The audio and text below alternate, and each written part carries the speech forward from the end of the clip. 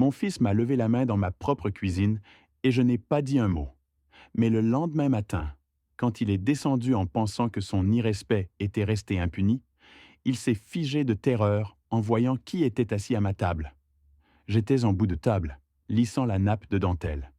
Quand Julien est entré avec son air de propriétaire du monde, il n'a même pas remarqué ma lèvre enflée. Il a attrapé un petit pain et a commencé à parler de comment les choses allaient changer dans cette maison. Mais les mots se sont coincés quand la chaise à côté de moi a bougé. Son visage est devenu gris comme s'il voyait un fantôme. Le petit pain lui est tombé des mains et s'est émietté sur le sol. À cet instant, il a compris que mon silence n'était pas de la peur, mais une sentence. Je m'appelle Léo Torres. J'ai 68 ans. Je suis veuf et je vis dans un vieux quartier d'une ville portuaire du sud de la France. Une de ces maisons anciennes, aux balcons de bois et aux platanes centenaires. J'ai toujours été un homme tranquille. J'ai élevé seul mon fils Julien, après que ma femme Rosa a été emportée par un infarctus. Elle travaillait au port. Elle est morte à 48 ans, en pleine force. J'ai travaillé comme je pouvais. Petit boulot, réparation, couture, pour que Julien ne manque de rien, pour qu'il ait une vie meilleure. Mais il y a 6 heures, j'ai découvert que je dormais avec l'ennemi sous mon toit. L'homme que j'avais élevé était devenu mon bourreau. Tout s'est brisé vers 3 heures du matin. J'étais dans la cuisine, dans mon vieux fauteuil à bascule, écoutant un hymne à la radio. Dehors, il pleuvait. Le bruit de la clé raclant la serrure m'a fait sursauter, un bruit agressif, violent. Julien est entré en titubant, sentant le bourbon et la cigarette. Il a jeté ses clés sur la table de l'entrée. Un craquement sec, mon vase de grand-mère, celui d'Andalousie. Il n'a même pas tourné la tête. Dans la cuisine, quand il m'a vu, sa rage a gonflé. Il criait que tout était de ma faute, que sa vie était un désastre parce que je me souciais plus de mes bibelots que de lui. Je me suis levé lentement et lui ai dit « Fils, va te coucher. Tu ne vas pas bien. » Cette phrase a été le détonateur. Il s'est jeté sur moi, un homme de 41 ans contre son père de 68 ans. Il m'a attrapé par les bras et m'a secoué si fort que mes dents se décrochaient. Ma tête partait d'avant en arrière comme une poupée de chiffon. Puis il m'a lancé. Mes pieds ont quitté le sol. Je me suis écrasé contre le buffet de la vaisselle. Le bois m'a frappé le dos. Ma tête a heurté la vitre. Explosion de lumière blanche. Du sang coulait dans mon cou. Alors que j'essayais de reprendre mon souffle, il s'est approché et il m'a giflé. Une gifle. Ce geste d'humiliation ultime. Le coup a résonné. Ma joue a pris feu. Ma lèvre s'est ouverte contre mes dents. Je n'ai pas crié. Je suis resté recroquevillé sur le sol, à regarder cet étranger qui portait le visage de mon fils. Il a soufflé, s'est retourné et a monté les escaliers, me laissant saigner sur le carrelage. Le silence après le claquement de sa porte était le plus lourd que j'ai jamais entendu. Un silence épais, chargé de violence et de trahison. Le silence de quelque chose d'irréparable. Je suis resté sur le sol longtemps. Je regardais les poutres que Rosa avait repeintes. Les larmes coulaient et se mélangeaient au sang de ma lèvre. Puis je me suis traîné jusqu'aux toilettes du couloir. Dans le miroir, l'homme qui me regardait était méconnaissable. Lèvres fendues et gonflées, sang séché, joues rouges vifs avec les marques de 5 doigts virant au violet, l'œil entouré d'une enflure. J'ai ouvert le robinet. L'eau glacée a ravivé la douleur, mais m'a réveillé. Elle a emporté le sang, les larmes et la peur. Dans ce miroir, je n'ai pas vu une victime. J'ai vu Léo Torres, l'homme qui avait survécu à la mort de Rosa, qui avait élevé seul un enfant, qui avait travaillé jusqu'à l'épuisement. Cet homme avait survécu à trop de choses pour se laisser détruire. J'ai décidé là que ce serait la dernière fois que j'aurais peur dans ma propre maison. Je suis retourné dans la cuisine et j'ai nettoyé le sang. Chaque goutte effacée était une page de ma vie d'avant, la vie où j'acceptais l'inacceptable. Au lieu d'aller pleurer dans mon lit, j'ai commencé à cuisiner. J'ai sorti la farine, le beurre, la levure et les plaques antiadhésives que Pilar m'avait envoyées. « Tu vas faire les meilleurs petits pains de ta vie », m'avait-elle dit. Elle ne savait pas à quel point c'était vrai. Pendant que mon fils ronflait en haut, j'ai fait des douzaines de petits pains. Chaque fois que je pétrissais, Je pensais à ce que je devais faire. À chaque fournée dorée, mon plan devenait plus clair. Je n'allais pas me battre à coups de cris. J'allais utiliser le langage du respect et de la loi. Vers 6 heures, j'ai mis la table comme pour Noël. La nappe de dentelle de grand-mère, la vaisselle fine de mon mariage, les couverts en argent. 4 couverts, moi, Madame Béatrice, l'inspecteur Daniel et Julien. Café fraîchement moulu, confiture de pêche, petit pain doré. Tout était parfait. À 7h30, j'étais prêt pour la bataille. Entre deux fournées, j'avais passé 3 appels qui allaient tout changer. À 4h30, j'ai appelé Madame Béatrice Rivas, ma voisine depuis 40 ans, ancienne juge. Je lui ai tout raconté. J'arrive à 8h, a-t-elle dit. Tu fais ce qui est juste, Léo. Je suis fier de toi. Puis j'ai appelé la police pour parler à l'inspecteur Daniel Munoz de notre église. Tu es en sécurité? Il dort. Je suis en sécurité. J'arrive à 8h avec 2 agents. Tiens bon, frère. Enfin, j'ai appelé ma sœur Pilar à Paris. Je le savais, a-t-elle dit. Quand je lui ai raconté, elle a pleuré. Je prends le premier train. À 8h précises, la sonnette a retenti. Ce son familier a résonné dans toute la maison, clair et définitif comme le glas d'une église. J'étais assis à ma place en bout de table, les mains posées calmement sur la nappe, le dos droit, malgré la douleur qui irradiait de mes vertèbres. Julien était déjà descendu. Il avait pris sa douche, j'avais entendu l'eau couler, et il portait un pantalon kaki froissé et un vieux polo. Ses cheveux étaient encore humides. Il s'était servi du café et avait commencé à manger, inconscient de ce qui l'attendait, confiant dans l'impunité que mon silence lui avait toujours garantie. Quand la sonnette a retenti, il a froncé les sourcils, agacé. « Qui c'est qui vient nous déranger à cette heure ?» J'ai simplement répondu « Des invités ? Je les ai invités. » Je me suis levé lentement et je suis allé ouvrir la porte. Sur le perron se tenaient 3 personnes.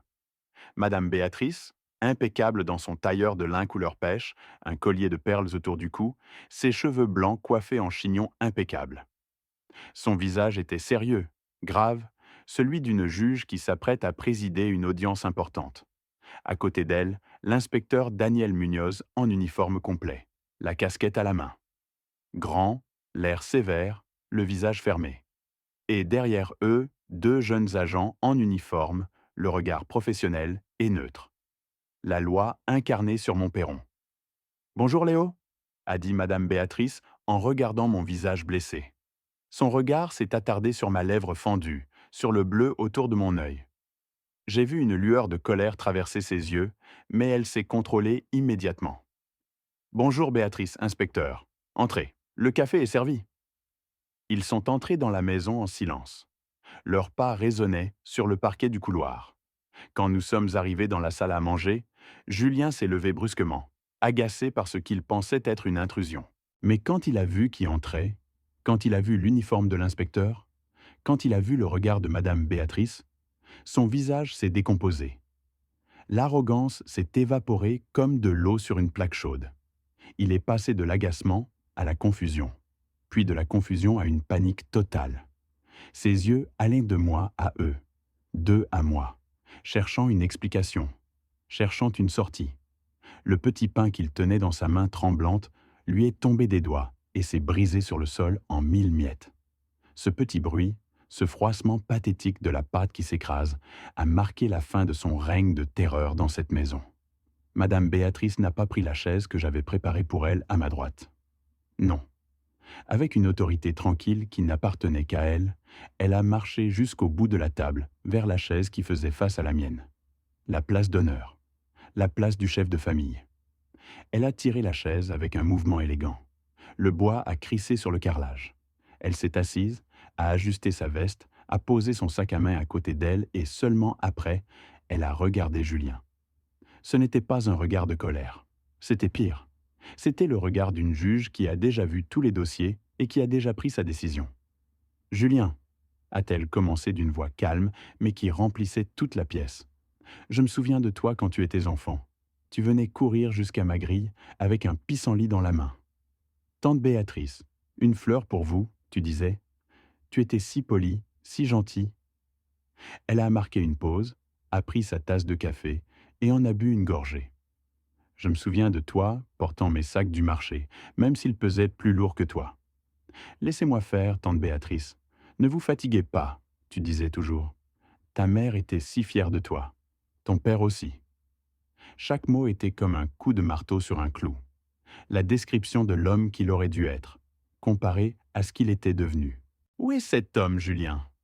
Où est ce petit garçon que nous avons tous aimé?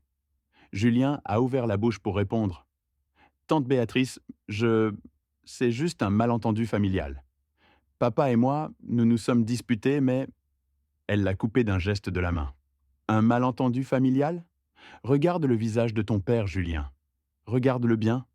Cette lèvre ouverte, ce bleu sous l'œil. Ça te semble être un malentendu? Il a baissé les yeux vers le sol, incapable de soutenir son regard. Non, a-t-elle dit avec une voix maintenant tranchante comme une lame.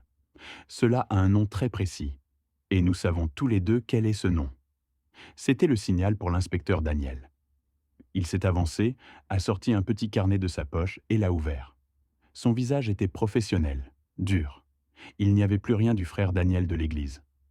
C'était l'inspecteur Munoz qui parlait maintenant. Julien Torres, a-t-il commencé d'une voix neutre mais ferme. Au cours des 6 derniers mois, nous avons reçu plusieurs plaintes de voisins concernant cette adresse. Musique trop forte à des heures indues. Cris, disputes violentes, objets brisés. Il a tourné une page de son carnet. Nous avons également un rapport d'incident au bar Le Chien Salé, il y a 3 semaines. Tu as été impliqué dans une bagarre. Tu es parti avec un simple avertissement, mais c'est dans ton dossier maintenant. Julien a pâli davantage. Il ne savait pas que tout cela était enregistré. Et ce matin, a continué Daniel en refermant son carnet, à 4h37 précisément, j'ai reçu un appel téléphonique. Une dénonciation pour agression domestique à cette adresse. La victime, Léo Torres, ton père. L'agresseur, toi. Je me suis levé. Tous les regards se sont tournés vers moi. Malgré la douleur dans mon dos, malgré ma lèvre qui palpitait, je me suis tenu droit. J'ai regardé mon fils, cet homme enfant effrayé de l'autre côté de la table, et les mots que j'avais gardés en moi pendant 2 ans ont enfin trouvé leur chemin vers la lumière. Julien, je veux que tu comprennes quelque chose d'important. Je ne les ai pas appelés par haine. Je ne t'ai pas dénoncé par vengeance. Je les ai appelés parce que je t'aime. Parce que l'amour véritable ne consiste pas à tout accepter en silence. Les larmes ont commencé à couler sur mes joues. Je les ai laissées couler. Affaire de famille? Très bien, parlons de famille alors. Famille, c'est ta mère Rosa qui se levait à 5 heures du matin pour aller travailler au port. Famille, c'est ses mains pleines de cale, son dos cassé par les années de travail dur pour que tu ne manques de rien. Famille, c'est moi qui ai cousu, nettoyé, porté des sacs, fait des petits boulots pour payer tes études universitaires. Famille, c'est tous ces sacrifices que nous avons faits pour toi. Et toi, qu'as-tu fait de cette famille? Tu as pris notre amour, notre sacrifice, et tu as craché dessus.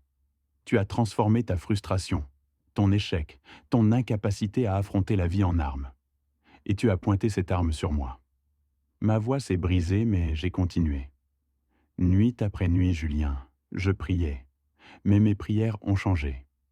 Avant, je priais pour ton avenir, pour ta sécurité.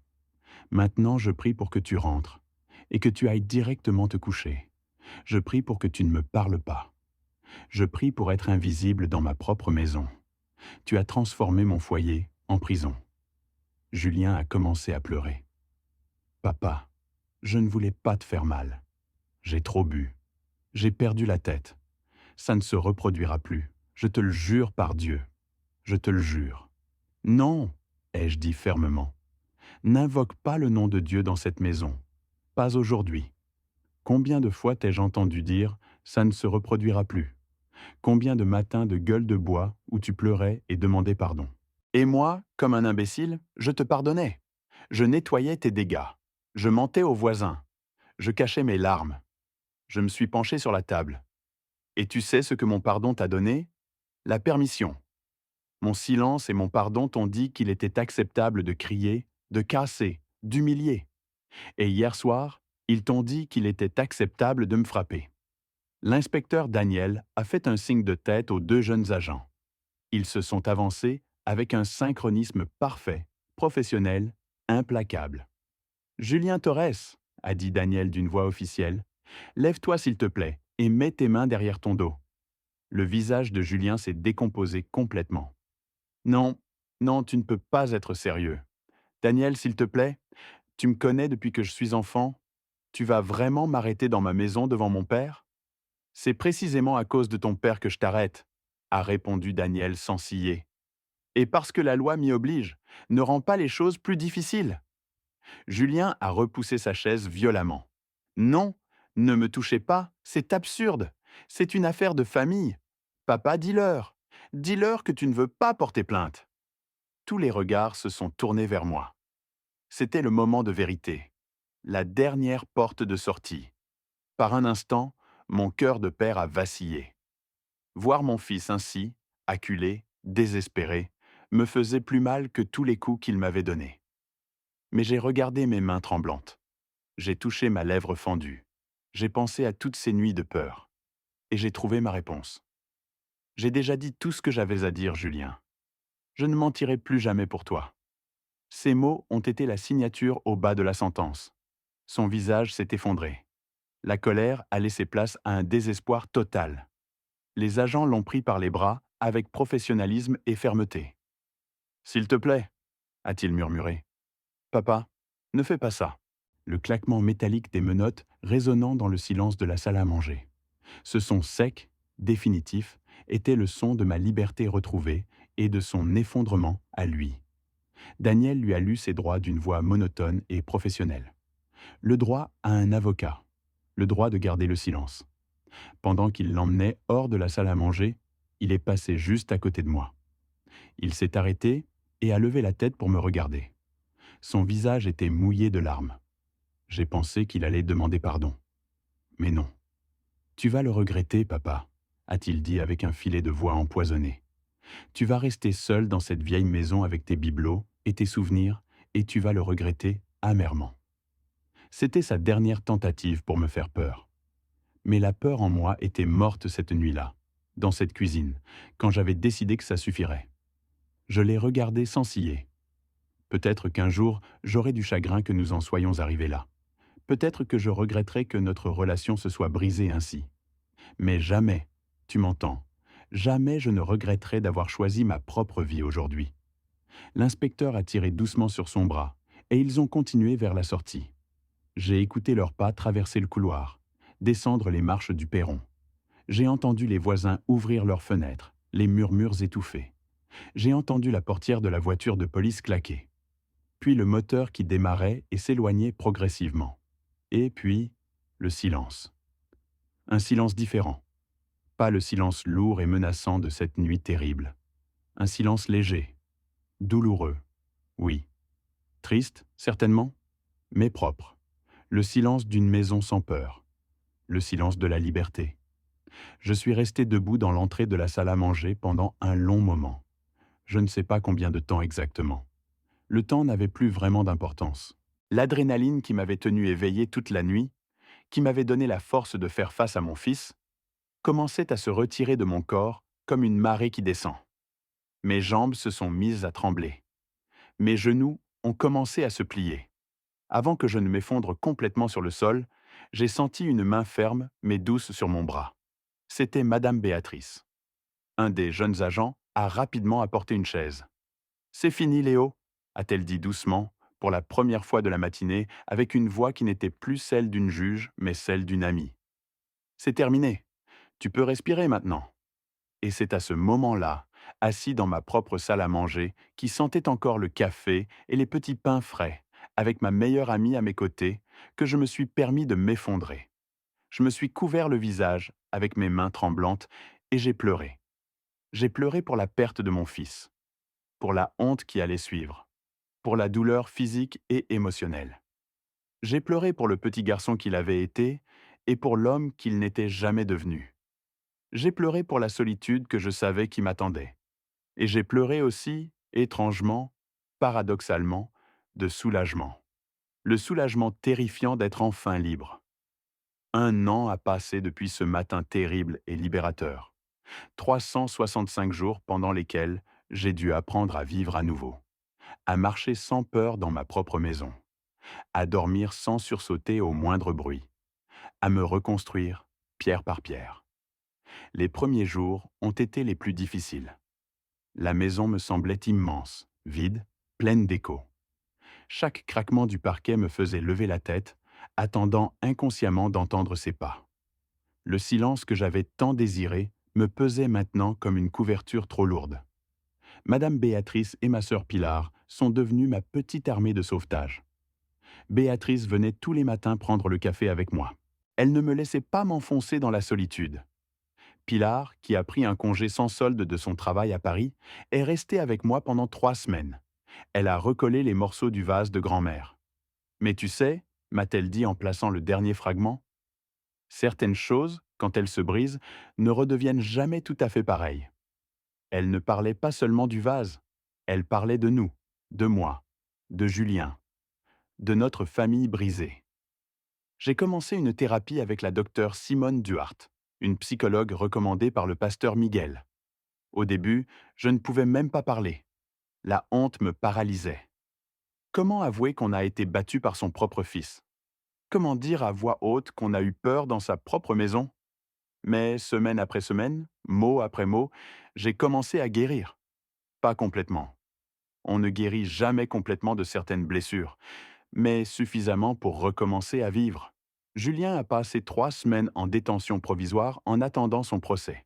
Le juge, prenant en compte son dossier et les témoignages, l'a condamné à 6 mois dans un centre de réhabilitation avec obligation de suivre un programme de sevrage alcoolique et de gestion de la colère, suivi d'1 an de liberté surveillée. C'est pendant sa 3e semaine en prison qu'il m'a écrit une lettre manuscrite sur du papier réglementaire. Ces mots tremblaient sur la page. Il ne demandait pas pardon. Il savait que ce mot ne suffirait jamais. Mais pour la première fois, il reconnaissait ce qu'il avait fait. Il voyait l'homme qu'il était devenu, et il en avait honte. Tu m'as arrêté en plein vol, écrivait-il. Tu as appuyé sur le bouton d'urgence parce que l'avion s'écrasait et que j'étais trop occupé à me battre pour le voir. Tu m'as peut-être sauvé la vie, papa. Ces mots m'ont fait pleurer. Pas de tristesse cette fois, mais d'espoir. Un espoir fragile, prudent, mais réel. Maintenant, nous nous voyons toutes les 2 semaines. Toujours le même jour, le samedi après-midi.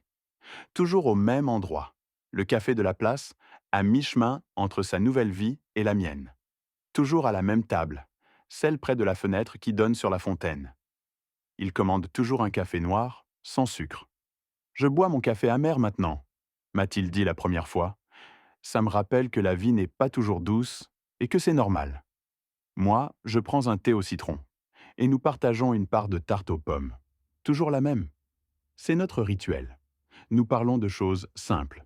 De son travail au supermarché où il met les courses en sac.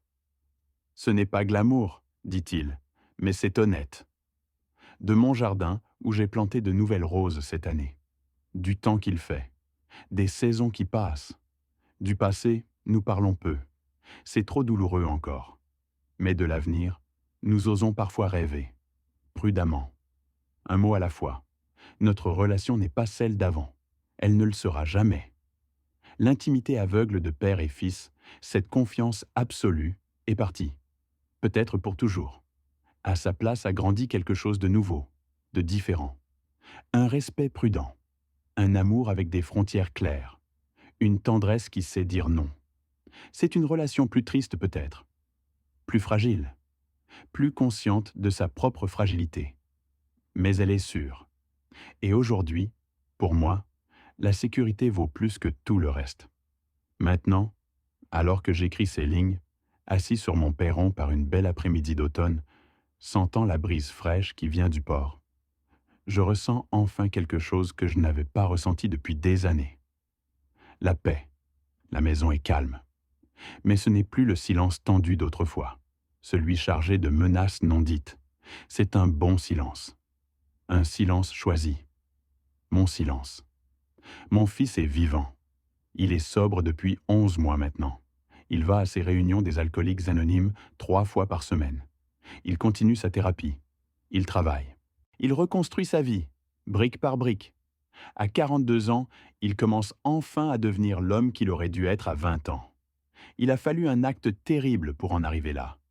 Une violence inacceptable, une rupture douloureuse, une nuit de courage et un matin de justice.